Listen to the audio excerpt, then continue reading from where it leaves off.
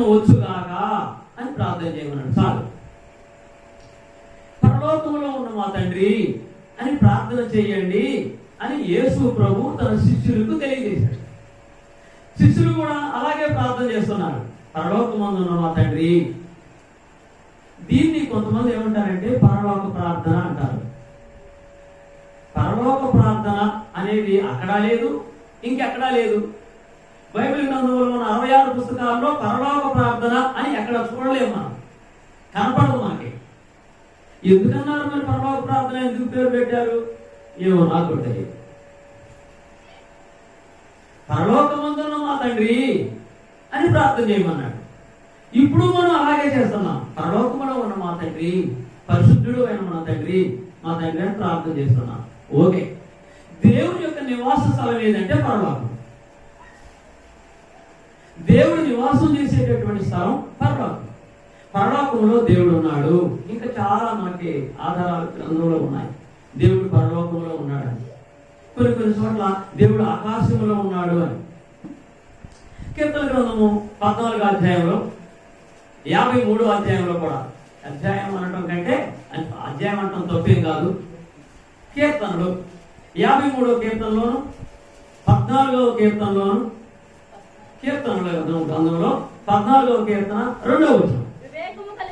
ఇక్కడ ఒక మాట అంటున్నాడు. ఇక్కడ వివేకము కలిగి దేవుని వెతకవారు, అంటే దేవుణ్ణి, పరలోకములో ఉన్న దేవుని భూలోకంలో ఉన్న ప్రజలు వెతుకుతున్నారేమో అని, వెతుకువారు ఉన్నారా కలరేమో అని దేవుడు ఆకాశము నుండి చూస్తున్నాడు. నరులను పరిశీలన చేస్తాడు. అంటే దేవుడు ఆకాశములో ఉన్నాడు అని కొన్ని చోట్ల రాయబడది, దేవుడు పరలోకంలో ఉన్నాడు అని కొన్ని చోట్ల రాయబడది. అంటే పరలోకం అన్న ఆకాశంలో అన్న ఒకటే.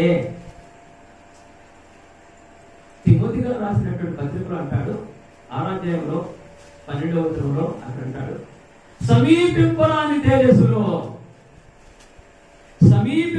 తేజస్సులో ఆయన మాత్రమే నివసించుతూ అమరత్వము గలవాడై, అంటే చావు లేని వాడై, సమీపింపరాని తేజస్సులో ఎక్కడో ఆయన మాత్రమే వసించుతూ, అంటే నివసించుతూ అమరత్వము గలవాడై ఉన్నాడు. ఆ మనుషులలో ఏ మనిషి కూడా ఆయన చూడలేదు, ఎవడును చూడలేడు. ఆయనకు ఘనతయు మహిమయు కలుగునుగాక. ఆమేన్. Okay, thank you. ఇక్కడ 3 విషయాలు చెప్తున్నాడు. సమీపింపరాని తేజస్సులో ఎక్కడో ఆయన ఉన్నాడు. తర్వాత మనుషుల్లో, అంటే రెండవది అమరత్వము గలవాడై, అంటే చావు లేని వాడై ఉన్నాడు.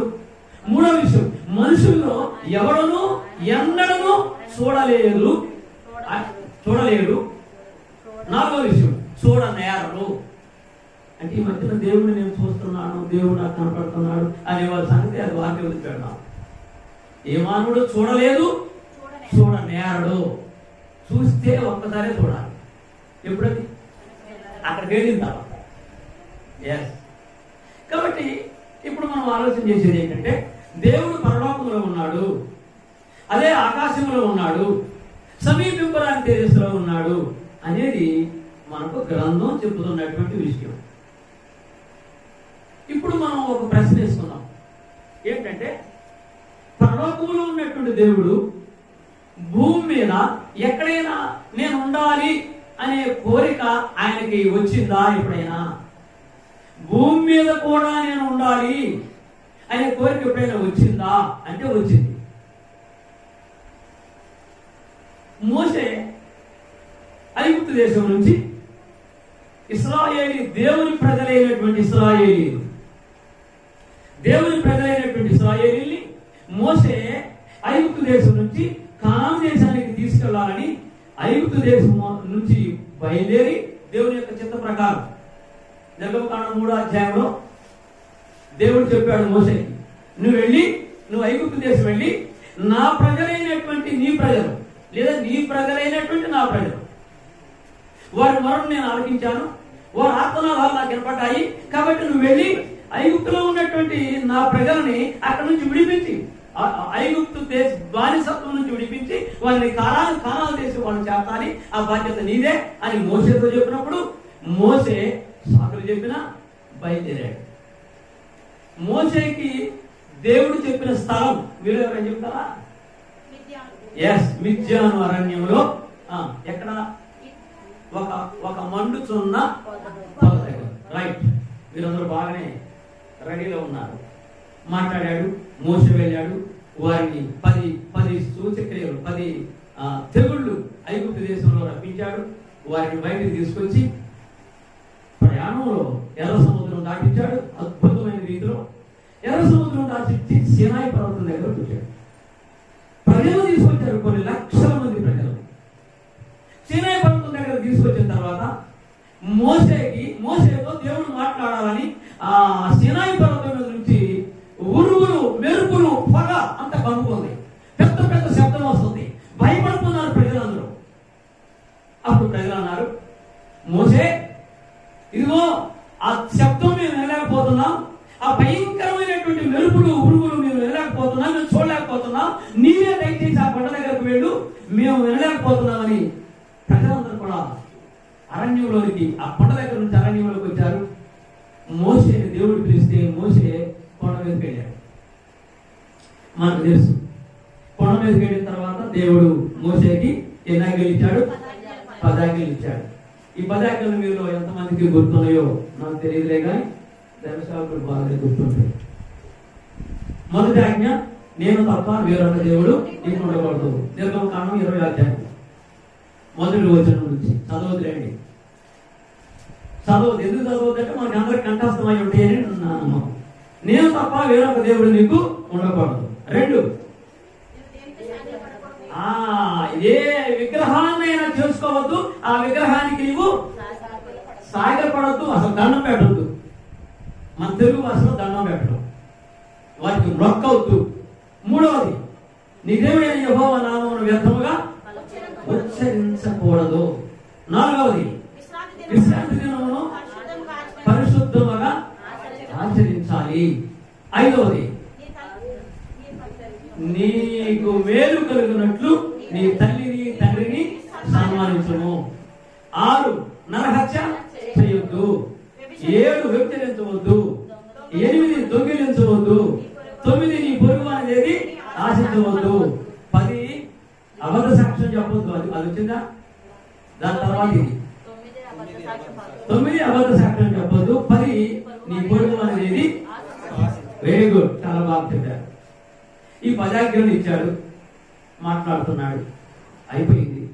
తర్వాత మోసేతో దేవుడు తెలియజేస్తున్నాడు. 24వ అధ్యాయంలోకి వస్తే ఇక్కడ మోసే కొంచెం ఇవన్నీ కూడా రైట్, మీరు చదివింది కరెక్టే. మోసే, ఇదిగో నేను పరలోకముల నుండి ఇప్పుడు నీ కొండ మీదకి వచ్చాను, నీతో నేను మాట్లాడుతున్నాను.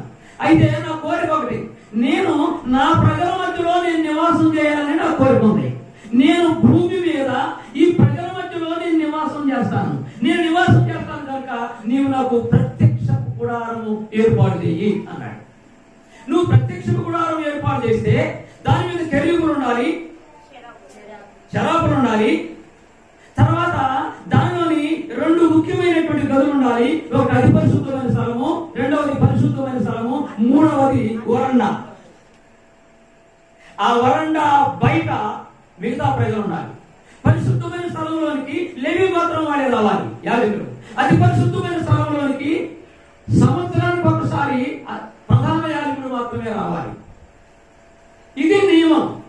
ఈ నియమంతో నువ్వు ఒక మందిరం ఏర్పాటు అయ్యి, ఆ మందిరంలో నేనుంటాను, మీ ప్రజల మధ్యలో మీ మధ్యలో నేనుంటాను, భూలోకంలో మీ మధ్యలో నేను ఉండాలని నా కోరిక.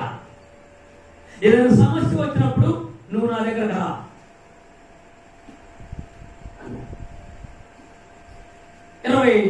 24వ అధ్యాయం 8వ వచనంలోనికి ఒకసారి మనం నిర్గమకాండము.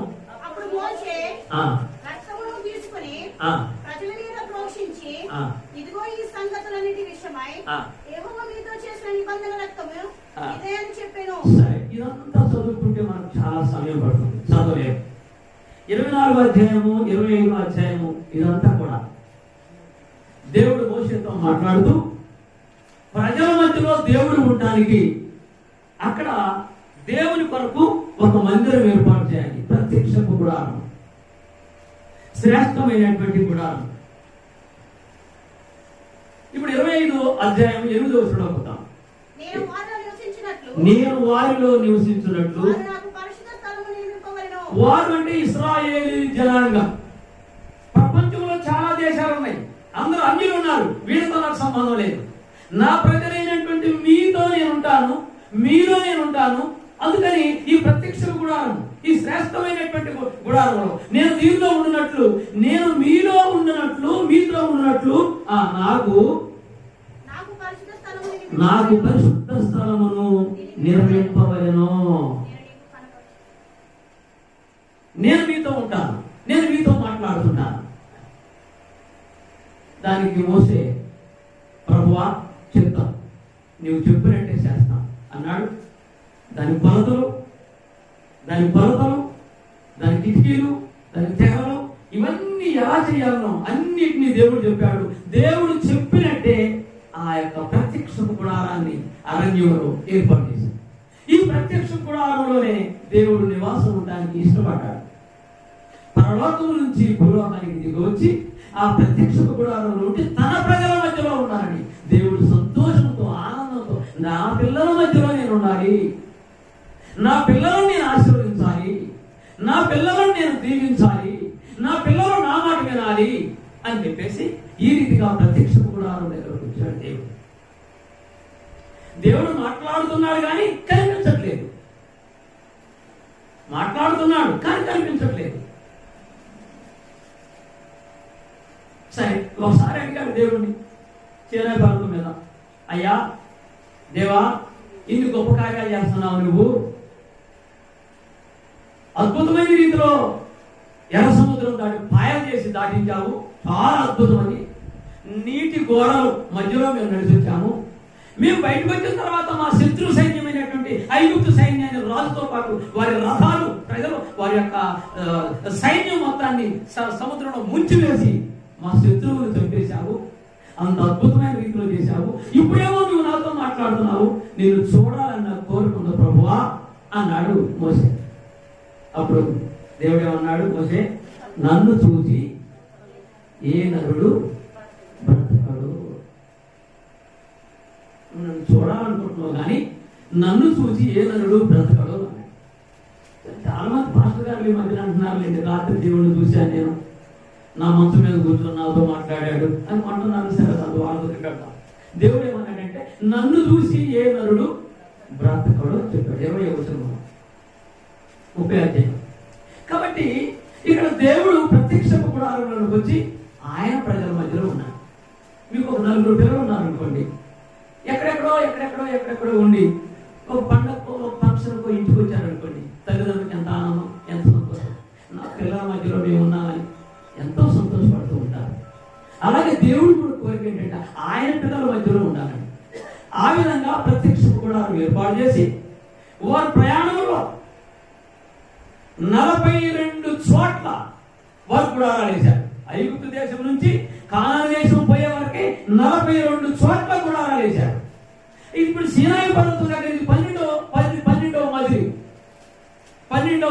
మజిలీ అంటే అక్కడ దిగి అక్కడ గుడారాలు వేశారు. ఈ విధంగా 42 చోట్ల వేశారు. అక్కడికి ఈ 42 చోట్లలోని ఎంతకాలం ప్రయాణం చేశారు? 40 సంవత్సరాలు పరిపాలన, 40 సంవత్సరాలు ప్రయాణం చేశారు. ఈ 40 సంవత్సరాల్లో వీళ్ళు ఎక్కడికి వెళ్ళి ఎక్కడ మజిలీ వేస్తే ఆగితే అక్కడ గుడారం ఏర్పాటు చేసేవారు. ఆ విధంగా వీళ్ళ అరణ్య ప్రయాణం అంతా కూడా గుడారములతో దేవుని ఆరాధన చేస్తూ శనివారం నాడు మాత్రమే ఆరాధన చేయాలి. మనం చదువుకోవాలంటే చాలా టైం పడుతుంది. విశ్రాంతి దినమున పరిశుద్ధముగా ఆచరించాలి. విశ్రాంతి దినమున ఎవరో పొయ్యి మీద కుండ పెట్టి ఉండకూడదు, ఆహారం ఉండకూడదు. ఎవరైనా బంధువులు వచ్చినా వారు కూడా ప్రార్థనే చేయాలి తప్ప వారు కూడా భోజనం చేయకూడదు. యెరూషలేము దాటి బయటికి వెళ్ళకూడదు. ఏదో అక్కడికి వెళ్ళిన తర్వాత ఈ గుడారాల మధ్యలో మందిలో ఎవరు ఎక్కడ ఏం పని చేయకూడదు. సంఖ్యాకాండంలో పెడితే ఒకడట ఒక రోజున ఆ పుల్ల ఏటానికి బయటకు వెళ్ళిపోయాడు. పుల్ల ఏటానికి బయటకు వెళ్తే ఎవరో ఒకరు చూశారు, ఈ సంవత్సరం గారు లాంటి ఊరుకుంటాడా? పలానాయన పుల్ల ఏడుతున్నాడు, అందరూ ఆరాధన చేయాలి కదా, మాకు ఒక చట్టం ఆయనకు ఒక చట్టమా? మమ్మల్ని అయితే ఊరుకోరు, గొడవ తక్కువ దెబ్బలు కొడతారు, మమ్మల్ని శిక్షిస్తారు, రాళ్లతో కొడతారు, మరి వారు ఏంటి అక్కడ పుల్ల ఏడుతున్నారని చెప్పేసరికి ఆయన తీసుకొచ్చారు, పట్టుకొచ్చి కట్టేశారు. కట్టేసి అయ్యా మోసే గారు ఏంటి ఆయన పుల్లలు ఏడుతున్నాడు, వచ్చాడు, వీడి గురించి ఏం చేయాలో చెప్పన్నా. ఏం చేయాలి? దేవుడు ఏదైతే చెప్పాడో ఆ 10 ఆజ్ఞలే కాక ఇంకా ఎన్ని ఆజ్ఞలు మొత్తం 606 ఆజ్ఞలు ఉన్నాయి. 10 ఆజ్ఞలు కాక ఇశ్రాయేలీయులకి దేవుడు ఇచ్చినటువంటి ఆజ్ఞలు తర్వాత మోసే ద్వారా దేవుడు తెలియజేశాడు కొన్ని వందల ఆజ్ఞలు. దానిలో విశ్రాంతి దినములు ఎవరైనా పని చేస్తే వాళ్ళు తీసుకొచ్చి కట్టేసి రాళ్లతో పట్టి చంపాలి. ఇది ఒక ఆజ్ఞ. ఈ సంవత్సరం గారు ఏమని పట్టుకొచ్చాడు, ఏమనుకోగా ఏమనుకున్నాను తెలిస్తే పట్టుకొచ్చాడు, కట్టేశాడు. మోసే గారిని అడిగాడు. మోసే గారు ఏమన్నాడు? ఇంతకుముందు ఏదైతే ఆజ్ఞ జారీ చేయబడదో అలాగే చేయండి అన్నాడు. అతన్ని రాళ్లతో కొట్టి చంపాడు. ఎందుకు? విశ్రాంతి దినమును అపవిత్రపరిచాడు. విశ్రాంతి దినంలో దేవుని సన్నిధిలో ఉండే బదులు పొలంలో ఉన్నాడు. అలా ఉండకూడదు, అది ఆజ్ఞ. ఆయన ఉన్నాడు, తీసుకొచ్చాడు, చంపేశాడు. ఇంత కఠినంగా ఉండేది ఆ కాలంలో దేవుని యొక్క ఆరాధన కానీ దైవ చిత్తము కానీ అంత కఠినంగా ఉండేది. శనివారం నాడు ఖచ్చితంగా ఆరాధన చేయాల్సిందే. అదే వారికి విశ్రాంతి దినం. ఈ రోజు మనకు ఆదివారం పరిశుద్ధ దినం. ఇంకా వెనకపోతే చాలా విషయాలు ఉన్నాయండి. దేవుడు ఐగుప్తు దేశం నుంచి బయటికి తీసుకొచ్చేటప్పుడే 12వ అధ్యాయంలో, నిర్గమకాండం 12వ అధ్యాయంలో ఐగుప్తు దేశం నుంచి బయటికి తీసుకొచ్చే టైంలో అప్పుడే చెప్పాడు దేవుడు. ఏమని చెప్పాడంటే నిర్గమకాండము 12వ అధ్యాయం సందర్భం వచ్చింది కాబట్టి అది కూడా మాట్లాడదాం. నిర్గమకాండము 12వ అధ్యాయంలోకి ఒకసారి వద్దాం.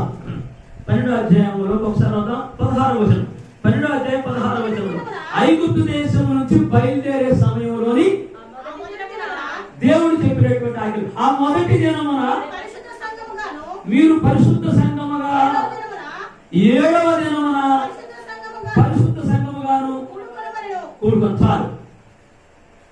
మొదటి దినం వారంలో మొదటి దినమున పరిశుద్ధ సంఘముగా కూడుకోవాలి, 7వ దినమున పరిశుద్ధ సంఘముగా కూడుకోవాలి అన్నాడు.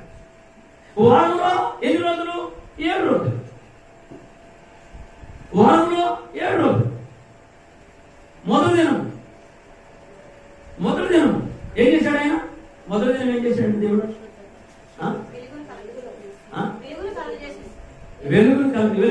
వెలుగును చీకటిని వేరు చేశాడు. 2వ దినం ఆకాశం. 3వ దినము నీటి నుంచి భూమిని పైకి తీశాడు. 4వ దినము సూర్యచంద్ర నక్షత్రము. 5వ దినము 5వ దినము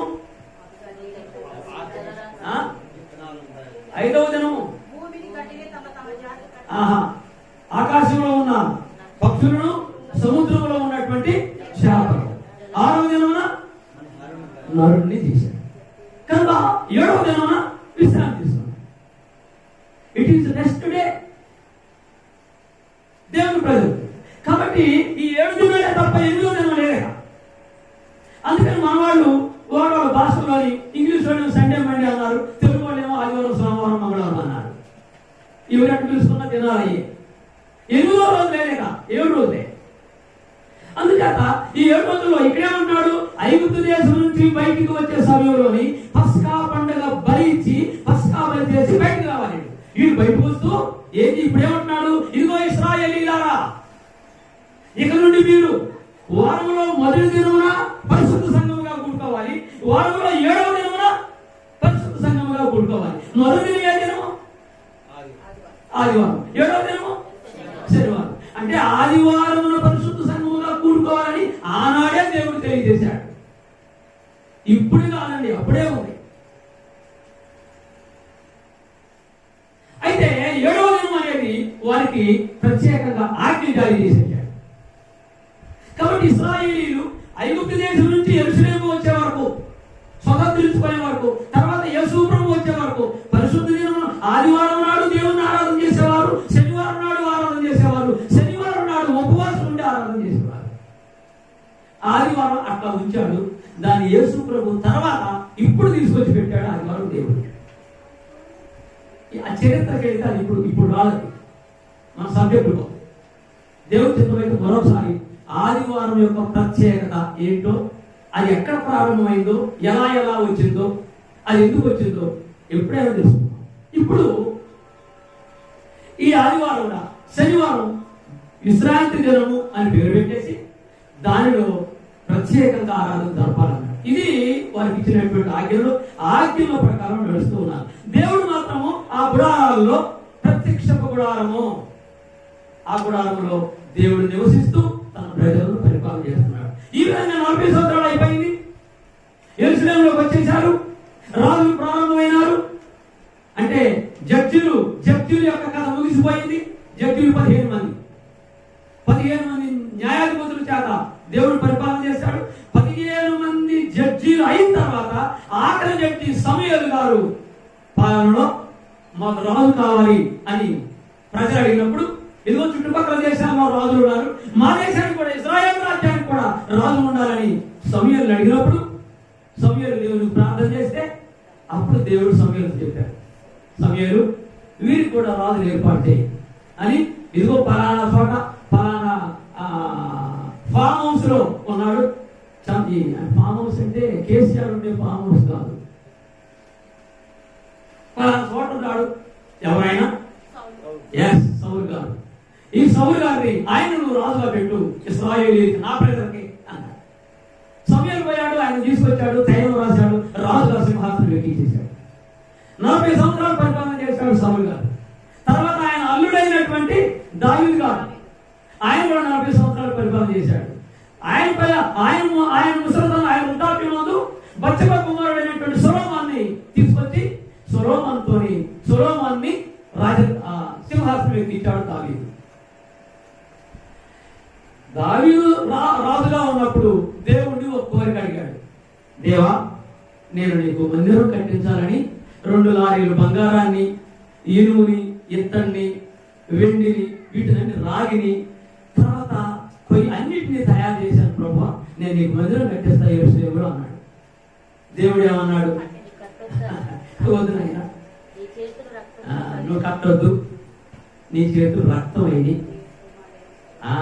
ఒక అమ్మాయి గురించి అమ్మాయి భర్తను చంపించావు, నీకు గుర్తులేదా? కాబట్టి నీ చేతులు రక్తం అయింది, అన్యాయంగా నువ్వు చంపేసేసావు, నువ్వు కట్టొద్దు, నాకు నీ కొడుకైనటువంటి సొలొమోనుతో, బచ్చబ కుమారుడైనటువంటి సొలొమోనుతో కట్టించుకున్నా అన్న. చెప్తాం ప్రభు, ఇంకేం చేస్తున్నారా? చెప్తాం ప్రభు. సొలొమోను తను చనిపోయే సమయంలో సొలొమోను దగ్గరకు పిలిచాడు దావీదు మహారాజు, నాయన లోకులందరూ పోవలసిన మార్గంలో నేను కూడా వెళ్ళిపోతున్నా, నాకు టైం దగ్గరకు వచ్చింది, నీవు మాత్రం దైవ మార్గం వదిలిపెట్టొద్దు, దేవుణ్ణి వదిలిపెట్టొద్దు, దేవుని చిత్తాన్ని వదిలిపెట్టొద్దు, నువ్వు ప్రార్థన చేస్తూ దేవుని ప్రజలను పరిపాలన చేయి, ప్రార్థన చేయకుండా నువ్వే పని చేయొద్దు అని తండ్రి తన కుమారుడికి చెప్పాడు. సొలొమోను రాజు సింహాసనం ఎక్కాడు, రాజ్యాన్ని పరిపాలన చేస్తూ ఉన్నాడు. రాజ్యాన్ని పరిపాలన చేస్తూ చేస్తూ చేస్తూ తన 40 సంవత్సరాల్లో దేవుని మందిరాన్ని కట్టడం ప్రారంభం చేశాడు. సొలొమోను చేత కట్టించుకోవడం దేవునికి ఇష్టమైంది. మందిరం కట్టడం ప్రారంభం చేశాడు. మందిరం కట్టడం ప్రారంభం చేసిన తర్వాత ఏ విధంగా కట్టాలి మందిరాన్ని, ఎవరు చెప్పాలి, మందిరం ఎలా కట్టాలని ఎవరు చెప్పాలి? హిందువులు ఏదైనా దేవాలయం కడుతుంటే, కట్టాలని ఆలోచన ఉంటే ఎవరు నడుతారండి? వాళ్ళు బ్రాహ్మణులు అడుగుతారు, జ్యోతిష్నట్టు వాడేగా బ్రాహ్మణులు వాళ్ళలోనే. సరే, వాళ్ళు రకరకాలు ఉన్నాయో మొత్తం మీద బ్రాహ్మణ వ్యవస్థను అడుగుతారు. వాళ్ళు చెప్పాలి దేవాలయం ఎట్టు కట్టాలి, ఏ గుడి ఎట్టు కట్టాలి, పైన ఏం పెట్టాలి, కింద ఏం పెట్టాలి, ఇవన్నీ వాళ్ళు చెప్తారు. వాళ్ళు చెప్పినట్టు ఈ కట్టే నక్సీగాళ్ళు అంటే చిత్ర కళాకారులు, వాడు కడతాడు. మరి ఇప్పుడు సొలొమోను కట్టేటటువంటి దేవాలయం ఎవరు చెప్పాలి? దేవుడే చెప్పాలి. ఎలా కట్టాలో దేవుడే చెప్పాలి. అందుకని ఈ సొలొమోను దేవుని యొక్క ఆలయం కట్టడానికి యెరూషలేములో, అంటే ఆయన రాజుగా ఉన్నప్పుడు, దావీదు కాలం అయిపోయింది, సొలొమోను పరిపాలన చేస్తున్నాడు. దేవుడు అడుగుతాడు, దేవా నేను ఎలా కట్టాలి నీకు మందిరం, ఏ విధంగా కట్టాలి, ఏ స్థలంలో కట్టాలి అని అడిగినప్పుడు, ఇదిగో పలానా స్థలంలో యెరూషలేములో పలానా నడిపొట్టున నాకు మందిరం కట్టు. ఎలా కడతామంటే కొలతలు ఇచ్చాడు. ఈ కొలతలు ఇప్పుడు మనం చదువుకుంటే తెల్లాలి. ఆ కొలతలన్నీ ఇప్పుడు మనం చదువుకోలేము. అయితే ఈ సొలొమోను మహారాజు దేవుని యొక్క ఆలోచన ప్రకారము, దేవుని యొక్క చిత్త ప్రకారం ఎలా కట్టాలనో దేవుడు చెప్పినటువంటి విధముగా ఈయన కట్టడం ప్రారంభం చేసి మొత్తం మీద దేవుని ఆలయాన్ని ఆయన కట్టేశాడు. మొదటి రాజుల గ్రంథము 6వ అధ్యాయంలోకి వస్తే ఆయన ఆలయాన్ని కట్టడం ప్రారంభం చేశాడు. ఆలయాన్ని కడుతూ ఎలా కట్టాడు ఎన్ని కూడా అన్ని వద్దు కానీ కొన్ని విషయాలు. అంటే దేవుడు ఆలయంలో ఉండాలని కోరిక. ఇంతకు ముందు ఎక్కడున్నాడు? అరణ్యంలో ప్రయాణం చేస్తున్నప్పుడు గుడారాలు, ప్రత్యక్షపు గుడారంలో ఉన్నారు. అక్కడ దేవుడు ఉండి వారిని కాపాడాడు. ఇప్పుడు యెరూషలేములోని దేవాలయం కట్టాలంటే ఆ దేవాలయము నాకు నివాసముగా కట్టు అన్నాడు. ఎలాంటి దేవాలయం? ఆయన నివాసం ఉండటం కొరకు ఎలా కట్టాలి? కొద్దిగా 2 మాటలే మాట్లాడుతున్నాం. 6వ అధ్యాయము, మొదటి రాజుల గ్రంథము 6వ అధ్యాయంలో ఇదంతా మనం చూడాలంటే కష్టం అండి. అయితే 2వ వచనం చూద్దాం ఒకసారి. 2వ వచనం, రాజైన సొలొమోను యెహోవా కట్టించిన మందిరములో 60 మూరల పొడుగు, 20 మూరల వెడల్పును, 30 మూరల ఎత్తు. 30 మూరలు అంటే 60 మూరలు అంటే సుమారు ఎన్ని అడుగులు వస్తుందండి? ఇక్కడ లెక్కలేసారు ఉన్నారు. 60 మూరలు అంటే సుమారు ఎన్ని అడుగుల్లోకి వస్తే ఎన్ని అడుగులు వస్తాయి? సుమారు 90 అడుగులు వస్తాయి. తర్వాత ఎడలు ఎంత అన్నాడు? 20 మూరల ఎత్తు. 20 మూరల ఎత్తు. 20 మూరలు అంటే ఎత్తు వెడల్పు అంటే సుమారు ఎన్ని అడుగులు? 30-40 అడుగులు దాకా వస్తుంది సుమారు వెడల్పు. ఇకపోతే ఎత్తు ఎంత అన్నాడు? 30 మూరలు ఎత్తు అన్నాడు. 30 మూరలు ఎత్తు అంటే అడుగుల్లోకి వస్తే ఎంత అవుతుంది సుమారు? మూర అంటే అర్ధగజం అంతే కదా, నాకు తెలిసి. కాబట్టి అడుగున్నారా ఉంటుంది. అంటే 30 మూరలు అంటే సుమారు 45 అడుగులు వస్తుంది. అంటే 45 అడుగులు. 45 అడుగుల్లోని ఎన్ని అంతస్తులు కట్టాలట? 3 అంతస్తులు కట్టాలి. 8వ వచనంలో పోతాం. ఇప్పుడు 6వ అధ్యాయము 8వ వచనంలో పోతాం.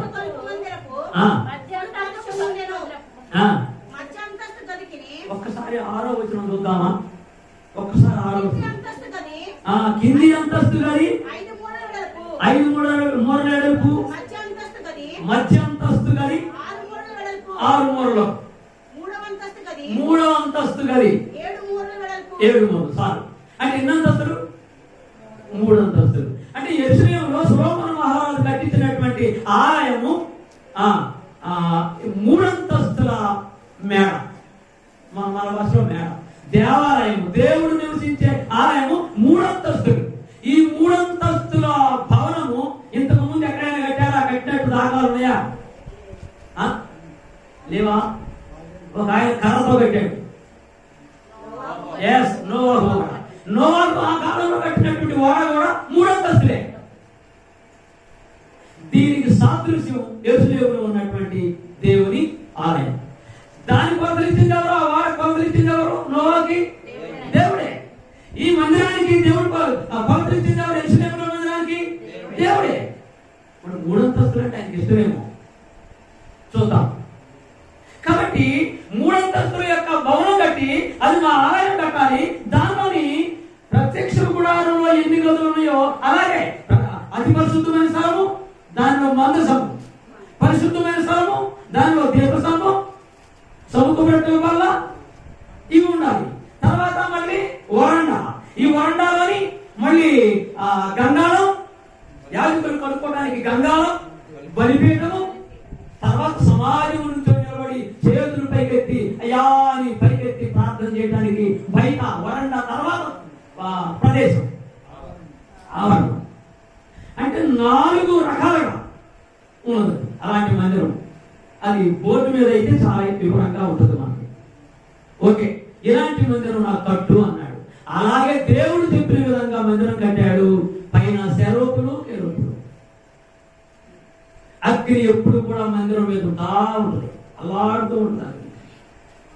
ఆదికాండం 1:2 అంటాడు, అక్కడ అల్లాడేదో ఉంటుంది. ఆదికాండం 1:2 భూమిని రాకముగాను శూన్యముగాను కమ్యూనిను, దేవుని ఆత్మ జలములపై అల్లాడుచుండెను అన్నాడు.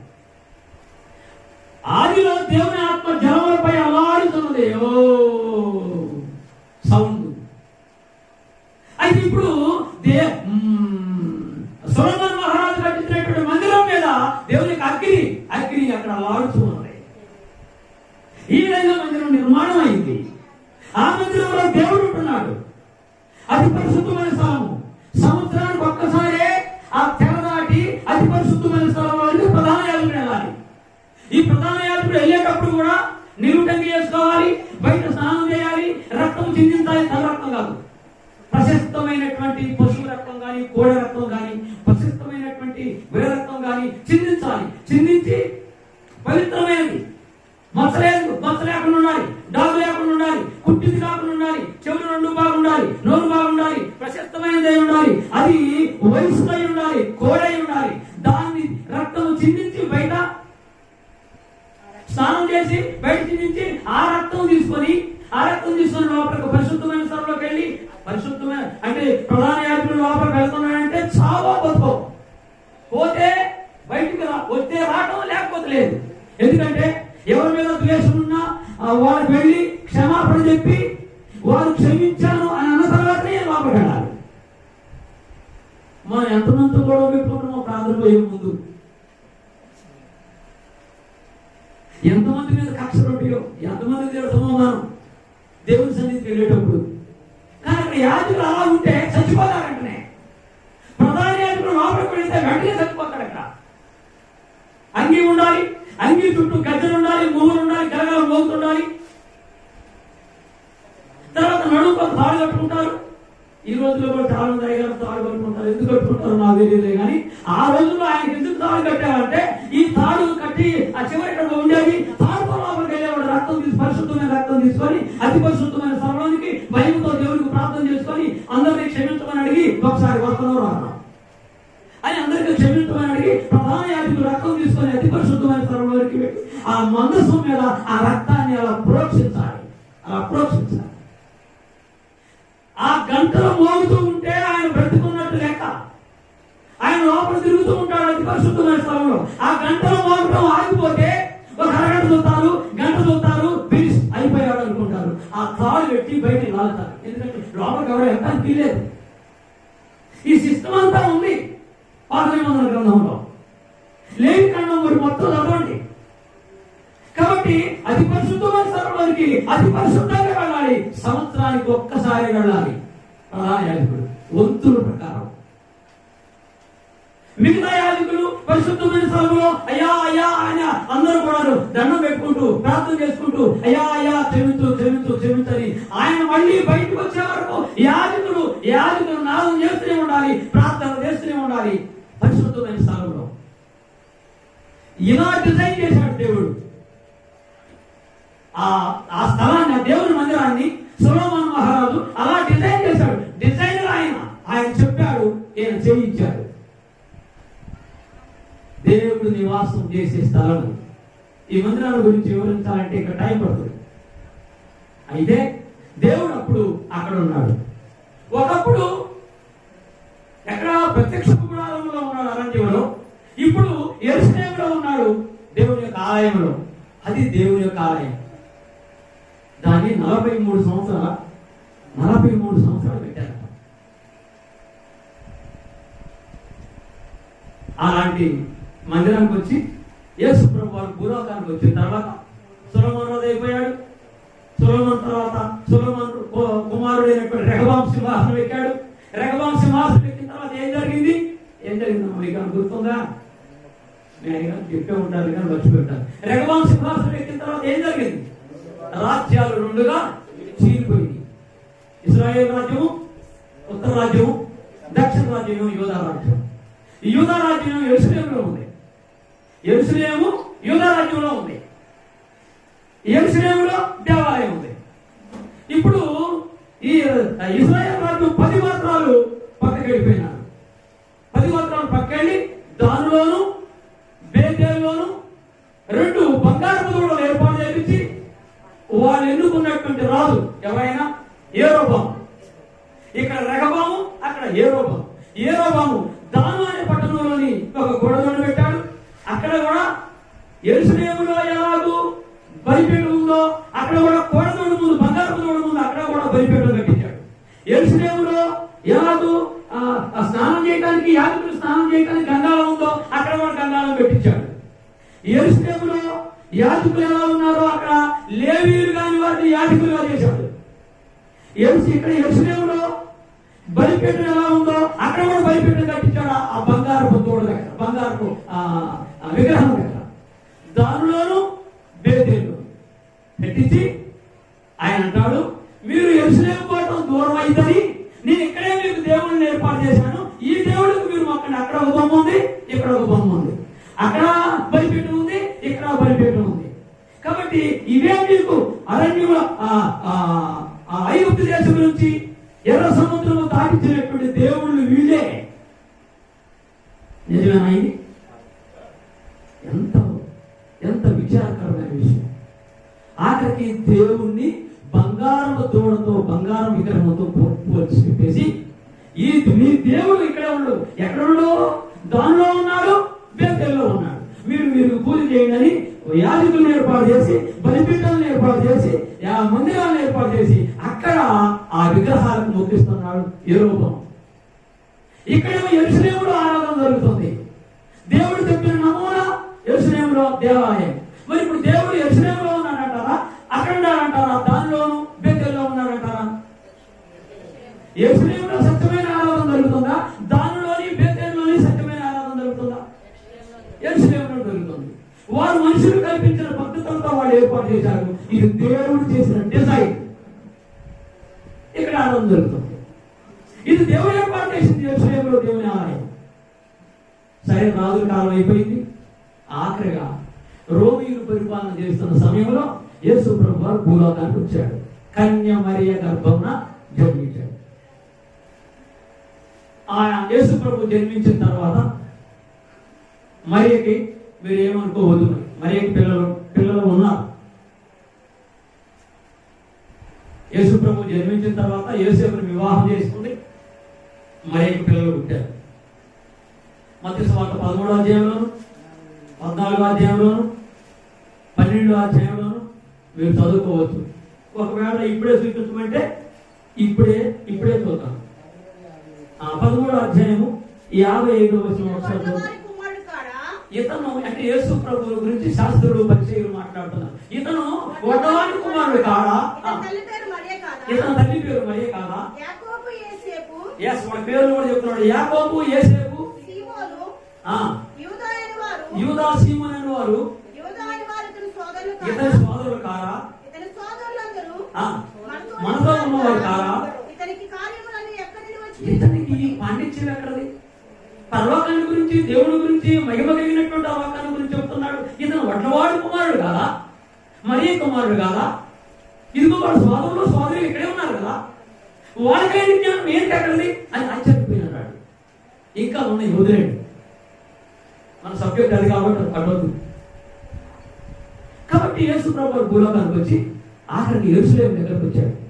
యెరూషలేము దగ్గరకు వచ్చినప్పుడు యెరూషలేములో యేసు ప్రభుకి కొంతమంది ఆ దేవాలయాన్ని చూపిస్తున్నారు. ప్రభువా, ఈ యెరూషలేములో ఈ దేవాలయం చూడండి, ఈ కట్టడం చూడండి, ఈ రాళ్ళు చూడండి, ఎంత చక్కగా నెగిసిగా తోశారో, రాయి మీద రాయి అలా చక్కగా పెట్టారో చూడండి అని యేసు ప్రభు వాడు తెలియజేస్తున్నారు. అప్పుడు యేసు ప్రభు ఏమన్నాడు, ఇదిగో ఒక కాలం వస్తుంది, ఒక కాలం వస్తుంది, ఈ రాయి మీద రాయి లేకుండా మొత్తం కూలదోయబడుద్ది అన్నాడు. ఒళ్ళు మండదా మరి? బంగారం లోపల మనం సిమెంట్తో ప్లాస్టింగ్ చేయించాము. సొలొమోను మహారాజు అయితే బంగారంతో ప్లాస్టింగ్ చేయించాడు మందిరం లోపలంతా. మనం సిమెంట్తో చేయించాము, ఆయన బంగారంతో ప్లాస్టింగ్ చేయించాడు. అలాంటి మందిరాన్ని అంటే వాళ్ళు కోపం వచ్చేసింది. రాయి మీద రాయి లేకుండా అది తొలగించబడుద్ది, కూలిపోతుంది అన్నాడు, పెళ్ళగించబడును అన్నాడు. అదేంటి అట్లేందుకు అన్నాడు? ఈయన ఎవరు మాట్లాడింది? యేసు ప్రభువు. ఈయన ఎక్కడి నుంచి వచ్చాడు? పరలోకంలో దేవుని దగ్గర నుంచి, పరలోకం నుంచి భూలోకానికి వచ్చాడు ఆయన. ఈయన అంటాడు, యోహాను సువార్త అంటాడు, నా తండ్రి, నేను చెప్పే ప్రతి మాట కూడా నా తండ్రి చిత్త ప్రకారమే మాట్లాడుతున్నా. నేను మాట్లాడే మాట ఏదైనా సరే అది నా మాట కాదు, నా దేవుడిదే అన్నాడు. అంటే ఇప్పుడు దేవుడే పరిగణిస్తున్నాడు ఆ క్రీస్తు ప్రభు ద్వారా. ఎస్, ఆయన పరిగణించకపోతే ఈయన మాట అన్నాడు. సరే అయిపోయింది. యేసు ప్రభు వారిని పట్టుకున్నారు, గెత్సేమనే తోటలో ఆయన పట్టుకున్నారు, అరెస్ట్ చేశారు. నన్ను అరెస్ట్ చేయండి, నా పక్కన ఉన్నటువంటి వారిని వదిలిపెట్టండి అన్నారు. ఆయన అరెస్ట్ చేశారు, తీసుకొచ్చారు, సిలువ వేశారు. సిలువలో ఆయన చనిపోతూ ఆయన అన్నాడు, తండ్రి మీరేం చేస్తున్నారో మీరెవరు వీరిని. ఆఖరి ఏమన్నాడంటే, నా ఆత్మను నీకు నీ చేతికి అప్పగిస్తున్నా అన్నాడు. సమాప్తమాయను. తన ఆత్మని తండ్రి చేతికి అప్పగించాడు, ఆయనకు అప్పగించాడు. అయిపోయింది. అయితే యేసు ప్రభు వారు చనిపోయి సమాధి చేయబడి తిరిగి లేచాడు. మిమ్మల్ని ఒక ప్రశ్న వేస్తున్నాను, యేసు ప్రభు లేచాడా? ఎవరైనా ఆయన లేపారా? మీరు గుర్తుంటే చెప్పండి. యేసు ప్రభు తనంతా తానే శక్తివంతుడై లేచాడా? ఎవరైనా ఆయన లేపారా? ఏమండి? ఎస్, దేవుడు లేపాడు. అపోస్తల కార్యం 2వ అధ్యాయం 34వ వచనం 32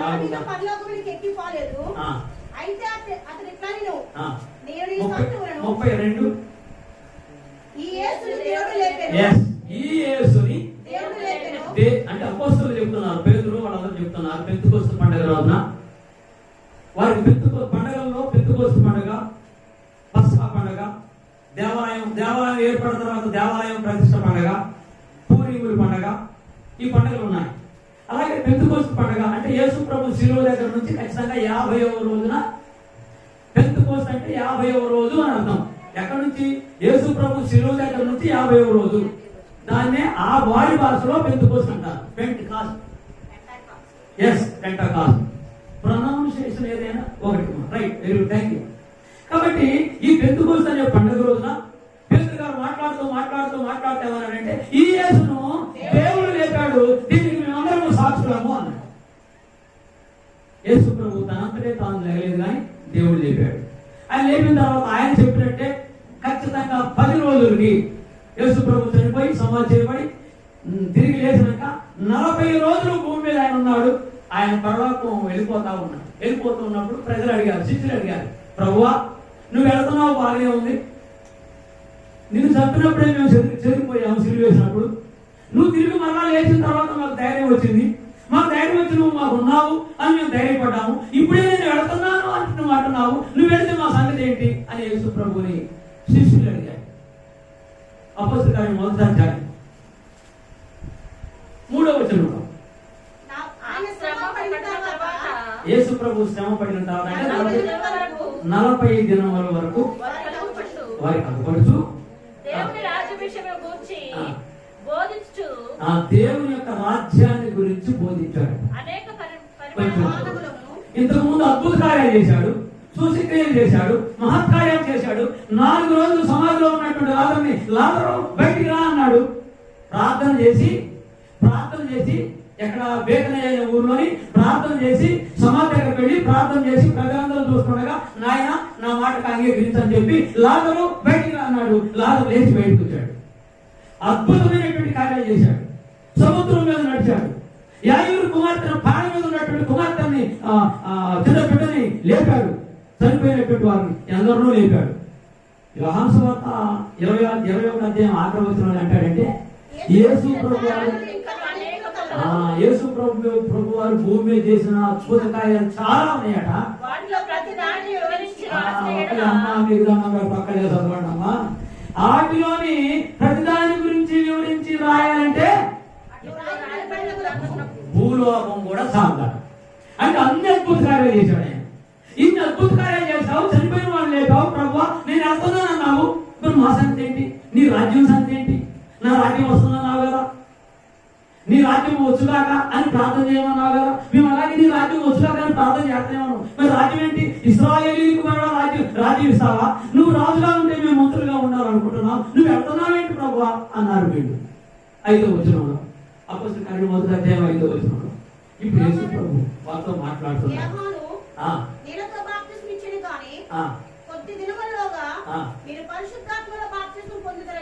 మీరు పరిశుద్ధాత్మతో బాప్తిస్మం పొందుతారు అన్నారు. అయినను మీరు పని చేయండి, మీరు యెరూషలేములోనే ఉండండి, మీరు యెరూషలేములోనే ఉండండి. మళ్ళీ నువ్వు ఎప్పుడు వస్తావు ప్రభువా, రాజ్యం ఎప్పుడు చేస్తావు అన్నాడు. అప్పుడు యేసు ప్రభు ఏమన్నాడంటే, అయ్యా రాజ్యం ఎప్పుడు వచ్చేది? కాలములు సమయములు తండ్రి తన స్వాధీనంలో ఉంచుకున్నాడు. ఆ సంగతి నాకు తెలియదు. ఆయన రమ్మంటే వచ్చాను, సిలువ ఎక్కమంటే ఎక్కాను, ప్రాణం వదిలిపెట్టంటే వదిలిపెట్టాను, శ్రమలు అనుభవించన్నాడు, శ్రమలు అనుభవించాను. ఆయన లేపాడు, నేను లేచాను. ఆయన రమ్మంటున్నాడు, నేను వెళ్తున్నాను. అయితే ఆయన రాజ్యం ఎప్పుడు వస్తుందో కాలములు సమయములు తండ్రి తన స్వాధీనంలో ఉంచుకున్నాడు. అది తెలుసుకుంటాం మీ పని కాదు. అయినను మీరు యెరూషలేములో ఉండండి, ఎటు వెళ్ళొద్దు. నేను వెళ్ళిన తర్వాత ఆదరణకర్తని ఇంకొక ఆయన నేను పంపిస్తా. ఆయనే ఆత్మ, పరిశుద్ధాత్మ. పరిశుద్ధాత్మకు మరో పేరు ఏంటంటే ఆదరణకర్త. నేను పంపిస్తా. ఆయన వచ్చిన తర్వాత ఆయన ఏం చెప్తాడో అది మీరు మాట్లాడతారు. మీరేం మాట్లాడాలి, ఏం చేయాలని చింత మీ వద్దు. మీరేం చేయాలో అని చెప్పి పెంతుకొస్తూ పండుగ అంటే ఖచ్చితంగా యేసు ప్రభు వారు పరలోకానికి వెళ్ళిన 10 రోజులకి, ఖచ్చితంగా 10 రోజులకి, 40 ఈ 10 మొత్తం 50 అంటే పెంతుకొస్తూ. ఆ 50వ దినమున పండగ. చెదిరిపోయినటువంటి విదేశాల్లో ఉన్నటువంటి యూదులందరూ ఆ పండుగకు వస్తారు. వాళ్ళందరూ వస్తున్న కొన్ని లక్షల మంది ప్రజల సముఖంలో పేతురు నోరు తెరిచి మాట్లాడుతుంటే రకరకాల దేశాలు, దగ్గర 18 దేశాల నుంచి వచ్చినటువంటి 18 దేశాల భాషల్లో వారి భాషల్లో అర్థమవుతుంది. పేతురు గారు చాపలు పెట్టుకునేవాడు, చదువుకున్నవాడు కాదు. తను మాట్లాడుతున్న మాటలో అందరికీ అర్థమవుతుంది. అప్పుడు అన్నారు, అయ్యా నువ్వు మాట్లాడేది మాకు అందరికి మా భాషలో నువ్వు మాట్లాడినట్టు అనిపిస్తుంది మాకు. ఈ పాండిత్యం మీకు అక్కడ మీకు చేపలు పట్టుకున్నాడు కదా, మా భాషలో అర్థమవుతుంది మాకు. అయితే అన్నాడు, మీరు సులువు వేసిన ఈ యేసుని దేవుడు యేసుని తిరిగి లేపాడు. మేము సాక్షులము. అయితే మేము ఏం చేయాలి మా పాపాలు పోవాలంటే? అప్పుడు 38వ వచనంలో అంటున్నాడు. అపోస్తలుల కార్యములు 2వ అధ్యాయము 38వ వచనంలో అంటున్నాడు. పేతురు అంటున్నాడు, ఏమంటున్నాడు? ఇదిగో మీరు మనసు మార్చుకోండి, మీరందరూ మనసు మార్చుకొని మీ పాపములు క్షమించబడినట్లు యేసుక్రీస్తు నామములో అందరూ బాప్తిస్మం పొందండి. మీరు అలా బాప్తిస్మం పొందితే పరిశుద్ధాత్మ దేవుడు పరిశుద్ధాత్మని మీకు వరముగా గిఫ్ట్ గా మీ హృదయంలోకి పంపిస్తాడు. అంటే బాప్తిస్మం తీసుకున్న ప్రతి వారిలో కూడా దేవుని గిఫ్ట్ మనలో ఉంది. మనలో ఉన్నటువంటి దేవుని గిఫ్ట్ పరిశుద్ధాత్మ ఏమంటాడంటే, మనం తప్పు చేస్తున్నప్పుడు ఈ తప్పు చేయొద్దు అని మనం గద్దిస్తూ ఉంటాడు. మన మనస్సాక్షి గద్దిస్తుంటాడు. ఏదైనా పాపం చేస్తున్నప్పుడు పాపం వద్దు అని గద్దిస్తూ ఉంటాడు. మనలో ఉన్న సాతాను పక్కన ఉన్న సాతానే ఏం కాదే కానీ అంటున్నాడే అని సాతాను అంటుంటాడు. ఇంటే అదేంటో లేకపోతే ఇదేంటో. ఇంటే దేవుడు పరిశుద్ధాత్మ మాట వింటాం, వినకపోతే సాతాను మాట వింటాం. ఎవరి మాట ఒకరి మాట వింటాం, ఎటో ఒక లోబడిపోతాం. ఆ విధంగా మనం తప్పులు చేస్తున్నాం, పొరపాటు చేస్తున్నాం. మీరు 6 మంది మంది బాప్తిస్మం పొందండి అన్నారు. చెప్పినప్పుడు ఆ రోజున ఇంచుమించు 3,000 మంది బాప్తిస్మం పొందారు. అదే దేవుని యొక్క రాజ్యం భూలోకం. అదే యేసు ప్రభు ఇంతకు ముందు అన్నటువంటి మాట మత్తయి 16వ అధ్యాయం 19వ వచనంలో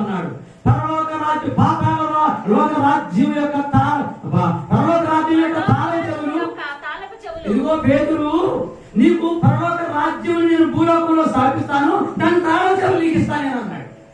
ఇప్పుడు పేతురు గారు మాట్లాడుతున్నాడు, అదే తాళం తీసినట్టు. పేతురు గారు మాట్లాడాడు అంటే తాళం తీశాడు, 3,000 మంది దానిలోకి వచ్చారు ఆయన రాజ్యంలోకి. అదే ఆయన రాజ్యము, అదే ఆయన సంఘము. సంఘం అన్న ప్రజలే, మారు మనసు పొంది బాప్తిస్మం పొందిన ప్రజలే, రాజ్యం అన్న ఆయన ప్రజలే. అందుకని కొలసీ పత్రిక 1వ అధ్యాయము 13వ వచనం అంటాడు, పౌలు గారు కొలసీ పట్టణంలో ఉన్న సంఘానికి రాస్తూ ఆయన చెప్తున్నాడు, 1వ అధ్యాయం 13వ వచనంలో, ఆయన అంటే దేవుడు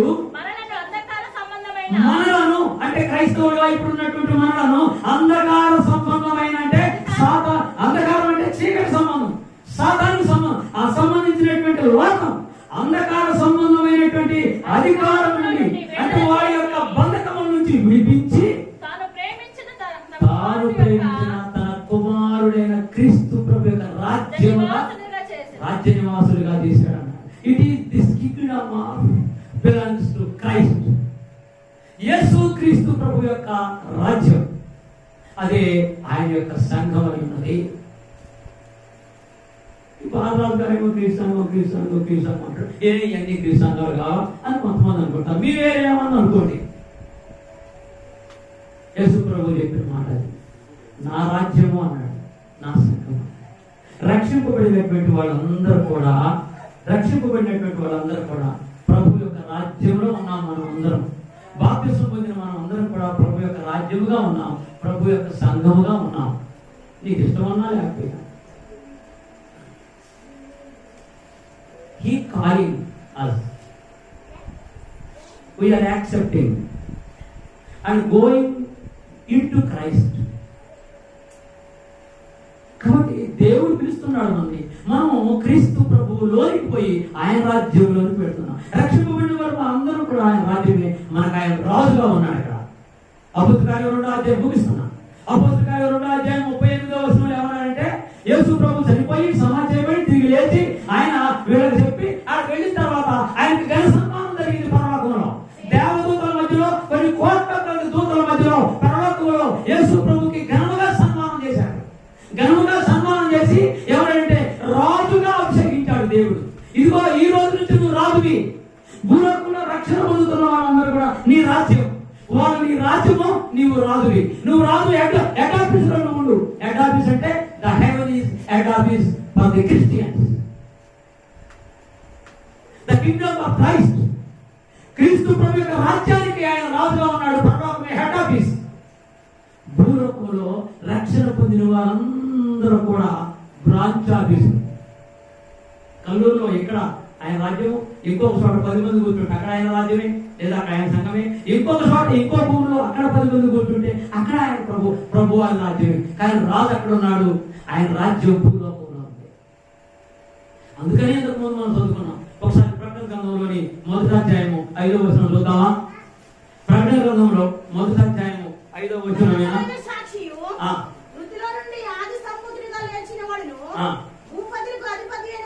ఓకే, భూపతిలకు, భూమి మీద ఉన్న ఎంతమంది రాజులున్నా ఈ రాజులకు అందరికీ రాజు అయిన భూపతులకు అధిపతి.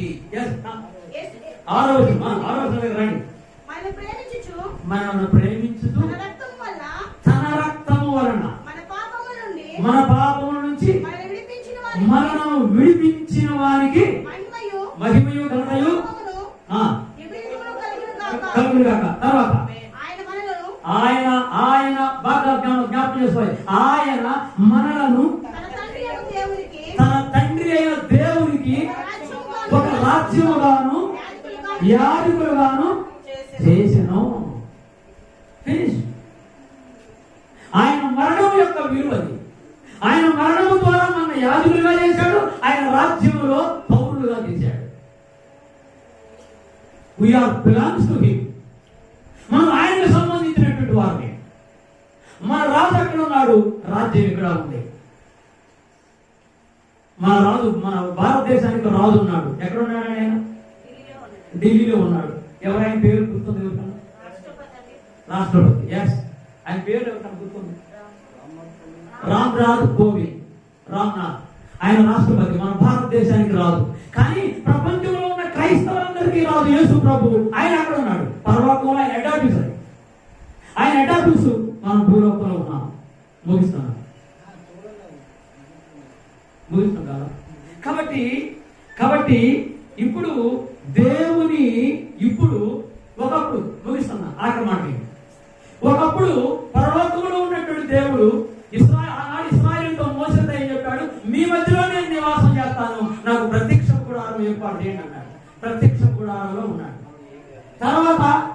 తర్వాత యెరూషలేములోకి వచ్చి యెరూషలేములో సొలొమోనుతోని నాకు దేవాలయం కట్టించు, నేను మీ మధ్యలో ఉంటాను, ఈ దేవాలయంలో ఉంటాను అన్నాడు. అక్కడ దేవుని నివాసమైన దేవునికి నివాస స్థలము యెరూషలేములో దేవాలయం కట్టించాడు. అది మూడవది ఇప్పుడు యేసు ప్రభు దేవుడు క్రీస్తు ప్రభు యొక్క రాజ్యములో భూలోకంలోనే ఎక్కడ మనం ప్రార్థన చేస్తామో అక్కడ ఉంటున్నాడు. ఆ దేవుని యొక్క పిల్లలు ఎక్కడ ఉన్నారో అక్కడ ఉంటున్నారు. ఆఖరిగా ఒక మాట చదువుకుంటున్నాను. నేను అబద్ధం ఆడను, ఇంకేం చెప్పను. ఆఖరిగా ఒక మాట చదువుకొని మొట్టమొదటి కాదు, మనం అబద్ధం అంటే ముగిస్తాను అన్నా కదా, ముగిస్తానని ముగించలేదు కదా, అది అబద్ధం. రైట్. ఆఖరికి ఇంతకు ముందు బాలరాజు గారు చదివినటువంటి వాక్యంలో వస్తాను. ఆయన ఎవరో వాక్యం చదివి వినిపించారు. కొరింథీ పత్రిక ఎన్నో అధ్యాయం అండి? ఇదిగో ఇప్పుడు దేవుని ఒకప్పుడు అరణ్యంలో దేవుని ఆలయం ఏది? ప్రత్యక్ష గుడారం. యెరూషలేము వచ్చిన తర్వాత దేవుని ఆలయం ఏది? యెరూషలేము దేవాలయం. మరి ఇప్పుడు దేవుని ఆలయం ఏది? చదవండి, ఇప్పుడు చదవండి. మీరు దేవుని ఆలయమై ఉన్నారని మీకు ఎరుగురా. అంటే we are all the temple of God. మనమందరం దేవుని ఆలయం. ఒకప్పుడు ప్రత్యక్ష గుడారం అరణ్యంలో దేవుని ఆలయం, తర్వాత యెరూషలేము వచ్చిన తర్వాత యెరూషలేములో దేవుని ఆలయము, ఇప్పుడు మీరే దేవుని ఆలయము అంటున్నాడు. మీరు దేవుని ఆలయమై ఉన్నారని మీరు ఎరుగురా. దేవుని ఆత్మ మీలో నివసిస్తున్నాడని ఇది గిట్టుగా ఇచ్చాడని మీరు ఎరుగురా. ఎవరైనాను అంటే దేవుని ఆలయం అంటే సంఘమే దేవుని ఆలయం. ఎవరైనా సంఘమును పాడు చేస్తే, ఎవరైనా సంఘమును తప్పుదారి పట్టిస్తే, ఎవరైనా సంఘమును రాజకీయం చేస్తే, ఎవరైనా సంఘమును ముక్కలుగా చెప్తే వాడిని దేవుడు పాడు చేయను. దేవుని ఆలయము పరిశుద్ధమై ఉన్నది. అంటే సంఘము పరిశుద్ధమైనది. రక్షణ పొందినటువంటి పిల్లలందరూ పరిశుద్ధమైన వారు. అందుకనే చదవకండి, అందుకని అంటాడు పేతురు అంటాడంటే మీరు రాజులైన యాదిక సమూహము, పరిశుద్ధ జనము, ఆయన సొత్తైన ప్రజలు. We are saints. మనం ఏర్పరచబడినటువంటి. కాబట్టి దేవుడు మనకు ఆవేరు పెట్టాడు. ఇంకేమన్నాడంటే కొరింథీ పత్రికలో 6:18 మీరు నా పిల్లలు, నేను మీకు తండ్రిని, మీరు నాకు కుమార్తెలు అన్నాడు. అంటే దేవుని దగ్గర మన స్టేటస్ అని, దేవుని దగ్గర మన ప్రజెంటేషన్ అని. దేవుడికి మనం పిల్లలము, కుమారులము, కుమార్తెలము, ఏర్పరచబడిన వంశము, రాజులైన యాజక సమూహము, దేవుని సొత్తైన ప్రజలు, పరిశుద్ధులు, విలువ పెట్టి కొనబడిన వారు.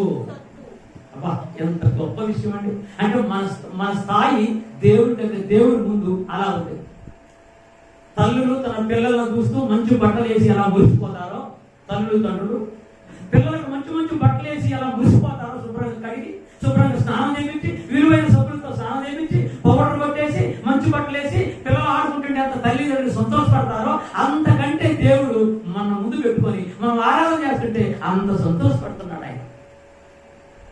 ఆయన నివాస స్థలం ఇప్పుడు ఎక్కడంటే మన మధ్యలోనే. ఆయన రాజ్యమే ఆయన నివాస స్థలము, ఆయన సంఘమే ఆయన నివాసం.